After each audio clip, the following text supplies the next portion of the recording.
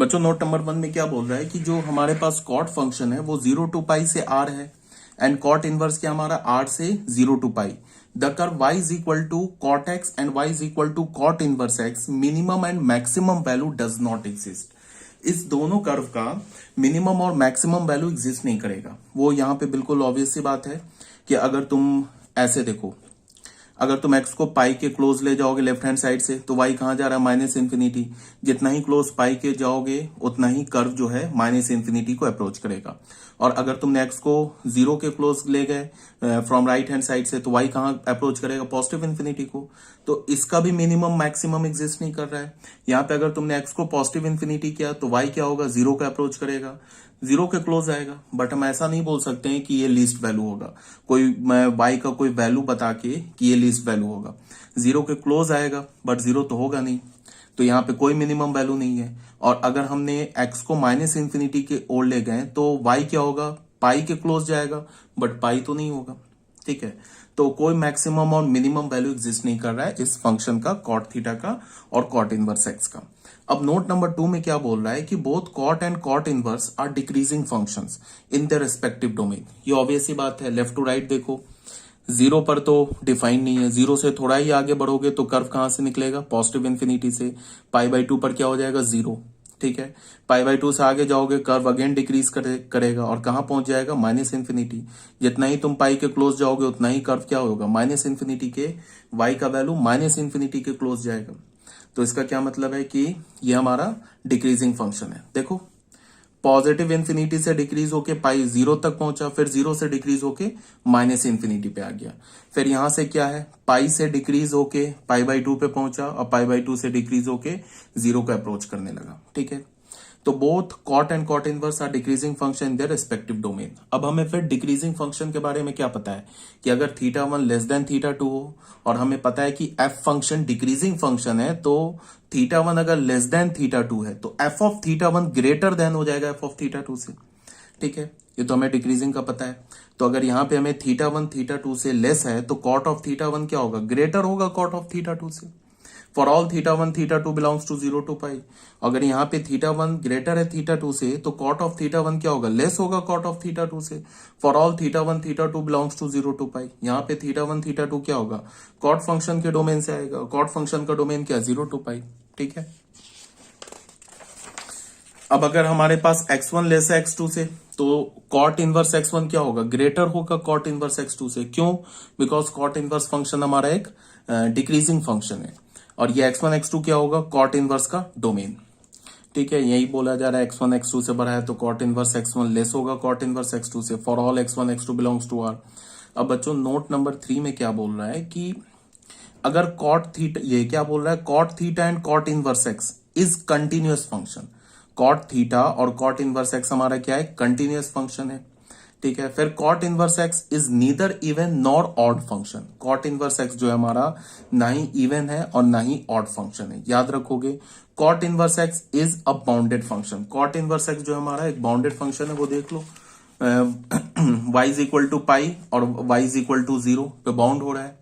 ठीक है, तो ये बाउंडेड फंक्शन है। कॉट इनवर्स एक्स इज, यहाँ पे क्या बोल रहा है फोर्थ पॉइंट में, for all x belongs to R the value of cot inverse x lies between 0 and pi. वो भी ग्राफ से दिख रहा है कि तुम कोई भी रियल नंबर लो, कॉट इनवर्स एक्स का जो वैल्यू है वो 0 से पाई के बीच में लाई करेगा। कॉट इनवर्स एक्स का वैल्यू 0 भी नहीं हो सकता, पाई भी नहीं हो सकता, पाई से ग्रेटर नहीं हो सकता, 0 से स्मॉलर नहीं हो सकता।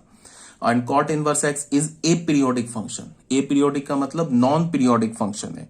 And cot inverse x does not attain its minimum value 0 and maximum value pi at any point in are.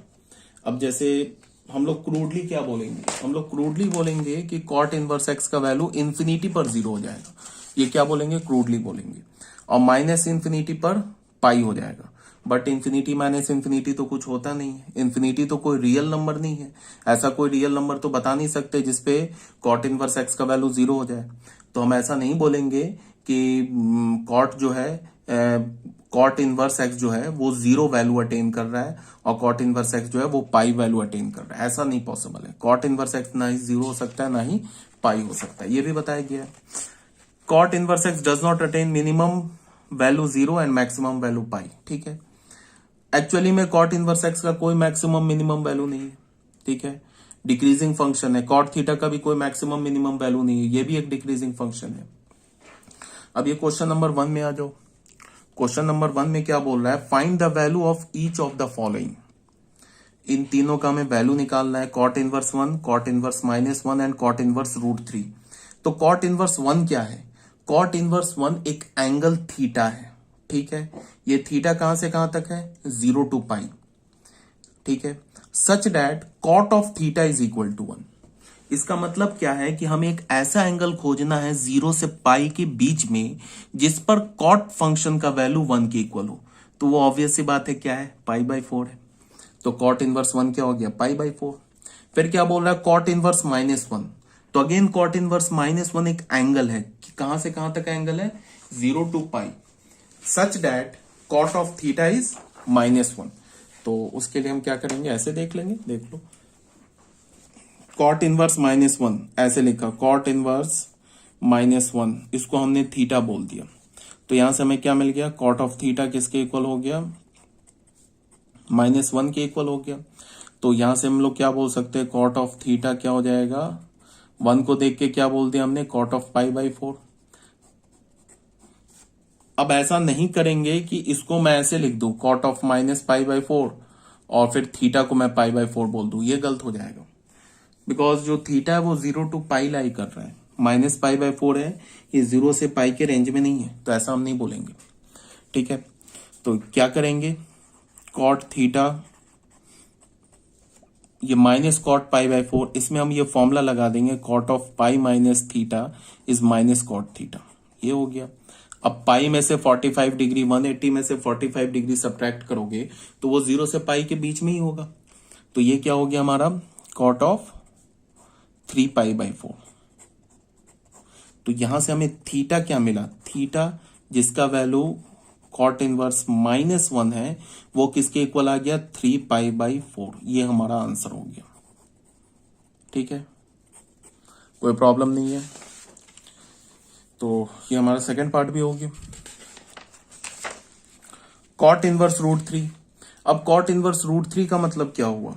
Cot inverse √3 का ये मतलब है कि एक हमें ऐसा एंगल खोजना है 0 to पाई के बीच में जिस पर कॉट थीटा √3 के इक्वल आ जाए। मतलब कॉट इनवर्स √3 एक एंगल थीटा है, किस रेंज में? 0 to पाई के रेंज में, सच that cot of theta is √3। तो ये ऑब्वियस सी बात है, tan का वैल्यू 1/√3 कब होता है? 30 डिग्री पे। तो कॉट का वैल्यू √3 कब होगा? वो भी 30 डिग्री पे। तो कॉट इनवर्स √3 को हमने थीटा बोला, तो थीटा का वैल्यू क्या हो गया? 30 डिग्री, डायरेक्ट ही निकाल लिया, ठीक है। फिर या तुम भी ऐसे कर सकते हो, कॉट थीटा को √3 बोला, फिर क्या हो गया? ये कॉट पाई/6। यहाँ पे कॉट इनवर्स √3 को थीटा बोला तो कॉट थीटा √3 हो गया, तो कॉट पाई/6 हो गया। तो फिर यहां से थीटा किसके इक्वल हो गया? कॉट इनवर्स √3 के, वो पाई/6 के इक्वल हो गया। ऐसे भी कर सकते हो। अब ये कुछ क्वेश्चंस हैं जो सॉल्व कर लेना तो फायदे में रहोगे। जो बच्चे समझ रहे हैं, जो ऑलरेडी प्रैक्टिस कर चुके हैं एनसीईआरटी में, कोई बहुत नहीं है, बट अगर किसी को कोई डाउट है, कंफ्यूजन है, तो ये सारे क्वेश्चंस प्रैक्टिस कर लेना। 1 से लेके ना 7 तक है ना, ये सारे क्वेश्चंस प्रैक्टिस कर लेना, ठीक है। अब फाइनल एक टेबल है हमारे पास, ठीक है, इस टेबल को रट जाना है। ये कुछ नहीं है, मतलब ये ऐसे ही ग्राफ का ये बता दिया, रेंज बता दिया, प्रिंसिपल जो ग्राफ का जो हमारा जो प्रिंसिपल ये होता है ना, कर्व होता है, वो यहाँ पे बता दिया कि जो हमारा प्रिंसिपल कर्व होगा जो डिफरेंट ट्रिग्नोमेट्रिक फंक्शन का, उसका रेंज क्या होगा वो बताया। याद ये रखना है, एक तो डोमेन, एक तो रेंज, ये दो चीज इंपॉर्टेंट है। इसके बिना रटे तो कुछ होगा ही नहीं। बोर्ड में पूछते हैं, कोई जेई मेंस एडवांस की तो बात चल नहीं रही है, ये अभी तक कोई जेई मेंस एडवांस तो है नहीं, बिल्कुल बोर्ड है, तो याद तो करना ही पड़ेगा। साइन इनवर्स फंक्शन का डोमेन ऑलरेडी बता रखा है, -1 to 1 होता है। रेंज क्या होता है? -पाई/2 to पाई/2। अब यहाँ पे क्या बोल रहा है? प्रिंसिपल वैल्यू ब्रांच क्या होगा साइन इनवर्स एक्स का? वो -1, -पाई/2, ये ओपन ब्रैकेट है, क्लोज ब्रैकेट नहीं है, टू 1, पाई/2। अब इसका क्या मतलब है उसको तुम ऐसे देख लो। साइन इनवर्स एक्स फंक्शन का कर्व कैसे होता है? ऐसा ही होता है ना साइन इनवर्स फंक्शन का कर्व।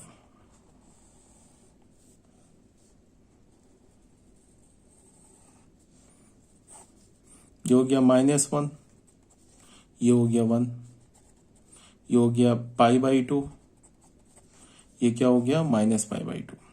और ये सारे ग्राफ को रट जाओ, जो भी बच्चे हैं ग्राफ रट जाओ, उसके बिना तो कोई ऑप्शन ही नहीं है रटने के अलावा ग्राफ। ठीक है, तो इस पॉइंट का कोऑर्डिनेट क्या होगा? इस पॉइंट का कोऑर्डिनेट -1 कॉमा साइन इनवर्स -1, तो ये क्या हो जाएगा -1 कॉमा π/2। सेम लाइन पे इस पॉइंट का कोऑर्डिनेट क्या होगा 1 कॉमा π/2। तो जो हमारा साइन इनवर्स एक्स है, इसका जो ये जो प्रिंसिपल वैल्यू ब्रांच है, ये जो ब्रांच है, ये कहां से कहां तक लाई कर रहा है? इस कोऑर्डिनेट -1 कॉमा π/2 से लेके 1 कॉमा π/2। ठीक है, यही बात यहां बोला जा रहा है। कॉस इनवर्स का ग्राफ क्या होता है? इस ग्राफ को अगर तुमने रट लिया तो यहां से डोमेन रेंज खुद ही दिख रहा है। कॉस इनवर्स का ग्राफ क्या होता है? कॉस का ग्राफ कुछ ऐसे होता है, ये क्या हो जाएगा -1 0 एंड दिस इज 1, ये हो गया π/2, ये क्या हो गया हमारा पाई। इस पॉइंट का कोऑर्डिनेट क्या हो गया -1 कॉमा पाई, इस पॉइंट का कोऑर्डिनेट क्या हो गया 1 कॉमा 0। तो कॉस इनवर्स का जो कर्व होगा वो कहां से कहां तक होगा? From -1 comma pi to 1 comma 0। यही बात बोला गया है। डोमेन यहीं से दिख रहा है, इस कर्व का कॉस इनवर्स एक्स है, ये हमारा y is equal to sine inverse x है इसका कर्व, और ये y is equal to cos inverse का कर्व है। ठीक है, डोमेन यहीं से दिख रहा है -1 to 1, यहां भी डोमेन है -1 to 1। इसका रेंज है -π/2 टू π/2 बोथ इंक्लूडेड, इसका रेंज है 0 to π बोथ इंक्लूडेड। ठीक है, उसके बाद आ जाते हैं tan इनवर्स में। tan इनवर्स का कर्व कैसे होता है? ये होगा दिस इज π/2, दिस इज -π/2, ऐसा कर्व होता है tan इनवर्स का ना। तो ये हो गया हमारा π/2, और ये क्या हो गया हमारा -π/2, ये हो गया 0, ये हो गया x, ये हो गया y।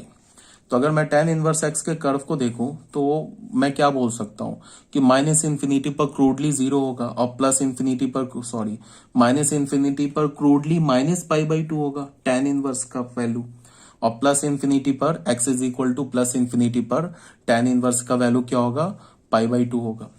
तो हम क्रूडली बोल सकते हैं इसका जो ग्राफ है वो +∞ टू -π/2 टू कहां तक लाई करेगा, प्लस नहीं -∞ टू -π/2 टू +∞ टू π/2, ऐसे बोल सकते हैं। सिर्फ ग्राफ याद होगा ना तो फिर डोमेन रेंज, अगर ग्राफ रट जाओगे ना तो डोमेन रेंज खुद ही याद हो जाएगा। इसके बाद कॉसेक का कर्व, कॉसेक का कर्व क्या होता है? ऐसे होता है ना कॉसेक का कर्व,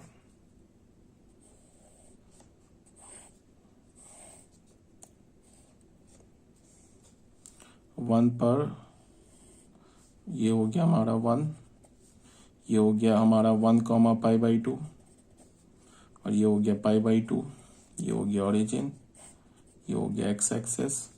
उसके बाद क्या होता है -1 पर ये -1। ठीक है, तो अगर मैं बोलूं कि इस पॉइंट का कोऑर्डिनेट क्या होगा, यहाँ पे इस पॉइंट का कोऑर्डिनेट क्या होगा, दिस इज -π/2। इस पॉइंट का कोऑर्डिनेट क्या होगा -1 कॉमा -π/2। इस पॉइंट का कोऑर्डिनेट 1 कॉमा π/2। तो कॉसेक इनवर्स का कर्व कहां से कहां तक होगा? एक तो हम बोलेंगे x का वैल्यू अगर हमने पॉजिटिव इन्फिनिटी ले लिया तो y क्या हो जाएगा 0, तो हम ऐसे बोलेंगे +∞ टू y 0। इस ब्रांच को देख रहे हैं, ये ब्रांच का रेंज क्या है? अगर बोलेंगे y पॉजिटिव, ये x हमारा पॉजिटिव इन्फिनिटी है तो y 0, और 2 इस पॉइंट का कोऑर्डिनेट क्या -1 कॉमा -π/2, एक तो ये हो गया। और फिर उसके बाद क्या बोलेंगे कि इस पॉइंट का कोऑर्डिनेट क्या है 1 कॉमा π/2 टू कहां तक जाएगा, और जब पॉजिटिव इन्फिनिटी में कैसे बोल रहा हूँ यार, -∞, अगेन सॉरी, ध्यान बच्चों ये -∞ है, यहाँ -∞ है ना, -∞ पर 0 बोला, -∞ टू 0। मान लिया कि कोई पॉइंट है बहुत पीछे है -∞, उस पर y का वैल्यू 0 हो जाएगा। ठीक है, क्रूडली बोल रहे हैं। और यहाँ पे इस पॉइंट का कोऑर्डिनेट क्या हो गया -1 कॉमा -π/2। ठीक है, इस पॉइंट का कोऑर्डिनेट क्या हो गया 1 कॉमा π/2 टू, इस पॉइंट आगे जाएंगे तो क्या होगा पॉजिटिव इन्फिनिटी से पे 0 हो जाएगा। तो ये हो गया हमारा कॉसेक का हो गया, ये हमारा हो गया y is equal to cosec inverse x का हो गया। अब सेक इनवर्स x का कर्व क्या होता है, हो गया हमारे पास। उसके बाद tan हो गया, सेक का कर्व क्या होगा, सेक का कर्व कुछ ऐसा होगा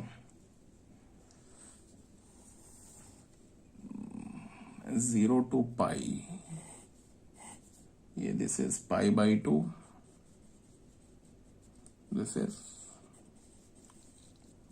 ये पाई बाई 2 होगा, ये पाई होगा।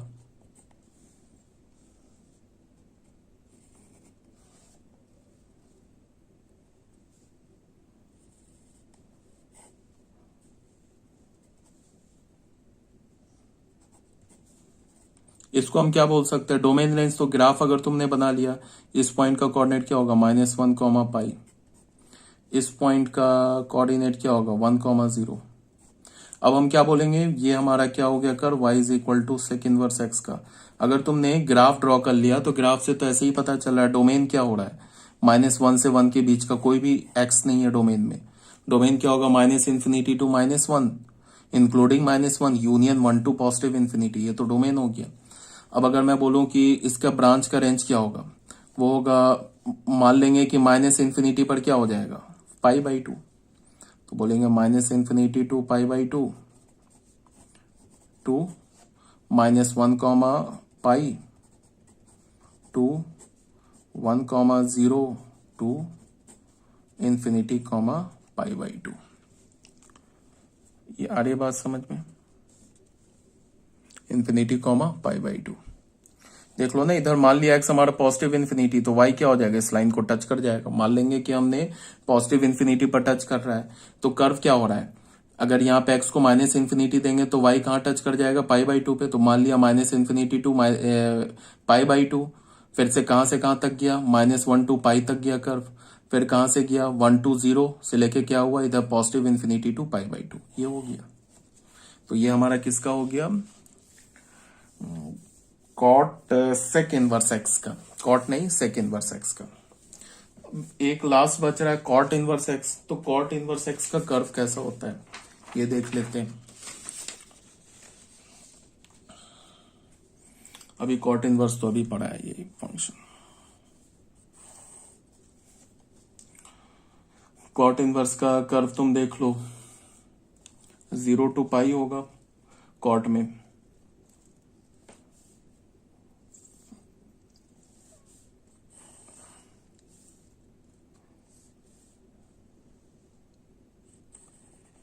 ऐसा होगा ना कॉट का curve, pi by 2 pi. Domain क्या है, डोमेन तो साफ दिख रहा है, ऑल रियल नंबर। रेंज क्या है 0 to pi, 0 excluded pi excluded. अब इसका जो ये प्रिंसिपल रेंज है या प्रिंसिपल ब्रांच जो है यही है ना, ये कहां से आ रहा है, पॉजिटिव इन्फिनिटी पर हमने क्या मान लिया पाई टू, कहां तक जाएगा ये पॉजिटिव इन्फिनिटी नहीं यार, अगेन -∞ टू पाई से कहां तक जाएगा पॉजिटिव इन्फिनिटी टू 0। ठीक है, ये क्लियर होना चाहिए। ये हमारा आगे जाएंगे तो इधर मान लेंगे पॉजिटिव इन्फिनिटी पर क्या हो रहा है, ये ग्राफ 0 हो रहा है, मतलब कॉट इनवर्स एक्स की वैल्यू 0 हो रही है। तो ये गिवन है, इसको रट जाओ, ये डोमेन गिवन है, ये रेंज गिवन है, प्रिंसिपल वैल्यू ब्रांच ये मैंने अभी समझा दिया, तो इसको रटना है और कुछ भी नहीं है। इसके बिना कोई, इसके अलावा कोई दूसरा ऑप्शन ही नहीं है। ठीक है, if no branch of an inverse trigonometric function is mentioned then it means the principal value branch of that function. ये मैंने क्या बोला कि अगर किसी भी में कोई ब्रांच गिवन नहीं हो, ठीक है, तो हम हमेशा क्या मानेंगे, principal value branch. Branch given नहीं हो हमेशा मानेंगे, अपने मन से कुछ नहीं ले लेंगे। जैसे हमने साइन फंक्शन के